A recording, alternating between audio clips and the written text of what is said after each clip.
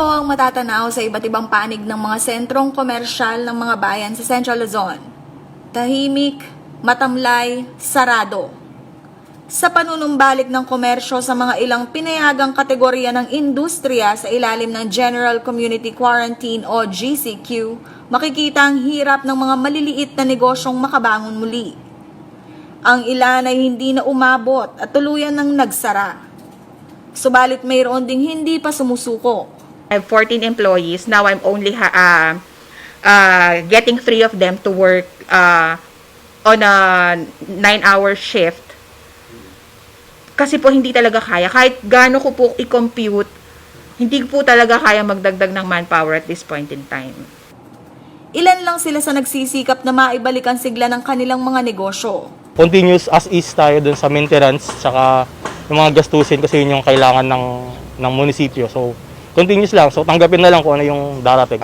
Kinikita namin ngayon, hindi enough para masustain yung operational expenses namin dito. Eh, mabuti na lang yung, may-ari. Linyat naman siya sa pagdating sa renta. So, hindi niya muna kami siningil. And nag-offer siya ng installment para sa mga naipon namin na renta na hindi nabayaran. Kapital ang pangunahing pangangailangan ng mga maliliit na negosyo sa kasalukuyang panahon. Pampasweldo, pambili, pambayad sa renta, utilities at utang. Sa loob ng mahigit 2 buwan na lockdown ay naubos na ang kanilang puhunan, maging ang kakaunting ipon na naitabi mula sa negosyo. Maraming maliit na negosyo ay hindi na kaya pang maghigpit ng sinturon dahil pati sinturon kung hindi man naibenta ay napatid na. Karaniwang tinatakbuhan ng mga micro-enterprises ang mga nagpapautang ng 5-6. Kapit sa patalim kahit magkabaon-baon na sa utang. Subalit mukhang kahit mga 5-6 ay wala na ring maipapautang. 2 buwan na silang walang koleksyon. May tugon ang pamahalaan para sa hirap ng mga MSMEs na apektado ng COVID-19. Kamakailan lamang ay binuksan ng Philippine Guarantee Corporation o PhilGuarantee ang isang credit guarantee facility para suportahan ng mga MSMEs. Naglaan ng 120 billion pesos na pautang para sa dagdag kapital ng mga MSMEs na malubhang naapektuhan ng kasalukuyang krisis. 2 ang paglalaanan ng pondo. Una, maaaring umutang ng direkta ang mga MSMEs na naapektuhan ng COVID-19. Isa pa ay maaaring humiram ang mga universal, commercial, thrift at rural banks at iba pang institusyon sa ilalim ng pangangasiwa ng Bangko Sentral ng Pilipinas.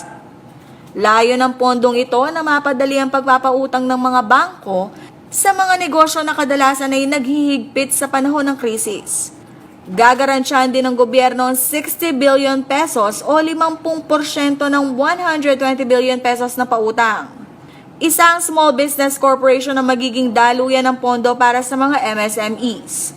Sa ilalim ng pondo sa pagbabago at pag-asenso o P3, maaari nang makautang ng mula 5,000 pesos hanggang 200,000 pesos para sa karagdagang puhunan at pambayad sa mga pangangailangang supply ng mga negosyo. Simple lang ang mga requirements.